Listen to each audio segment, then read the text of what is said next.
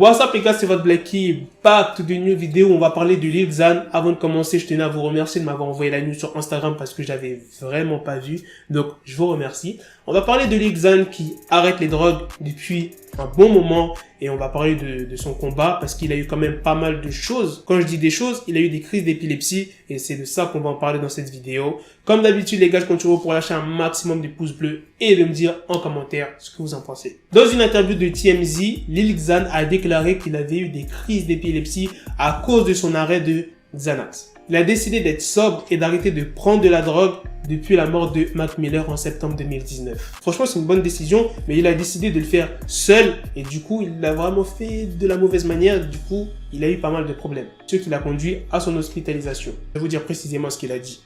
Quand j'ai arrêté les drogues, tout le monde se demandait où j'étais. J'étais à l'hôpital car j'étais en manque. Je ne voulais plus prendre de drogue, mais la privation me donnait des crises d'épilepsie. Il dit comme quoi que ça a été une prise de conscience et finit par dire « Je voulais arrêter complètement les drogues, mais je l'ai fait de la mauvaise manière. » Les médecins ont dit que j'étais en manque de Xanax, j'étais en sevrage et j'ai eu plusieurs crises. J'ai essayé de mentir, mais je prenais toujours des trucs. Je n'étais pas prêt à le dire à tout le monde jusqu'à ce que je sois complètement sobre. Je ne me suis jamais senti aussi bien avec les idées claires. Franchement, j'ai kiffé la démarche de Lil Xan. Il a vu ce que ça a fait à Mac Miller, l'overdose qu'il a eu. Il a vraiment pris conscience que c'était vraiment très dangereux les drogues. Il aurait dû avoir conscience plus tôt, mais vaut mieux maintenant que jamais. Heureusement qu'il a eu cette prise de conscience et qu'il a décidé d'arrêter vraiment les drogues, le Xanax, Lean, enfin bref, toutes les drogues possibles. La mort de Mac Miller est un très bon exemple. Tous les rappeurs auraient dû arrêter de prendre des drogues.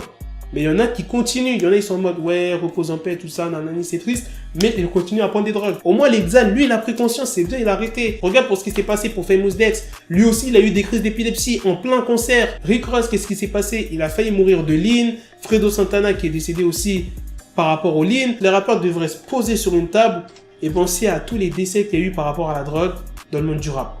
Fredo Santana, Mac Miller, et il y en a d'autres que j'ai oubliés qui datent depuis les années 2000. Même récemment, il y en a qui sont décédés. Pas forcément que les rappeurs, peut-être dans leur entourage, peut-être même d'autres personnes, que voilà, ils prennent conscience que c'est pas bien et qu'ils doivent arrêter. Bref, dites-moi ce que vous en pensez, si vous pensez comme moi les gars.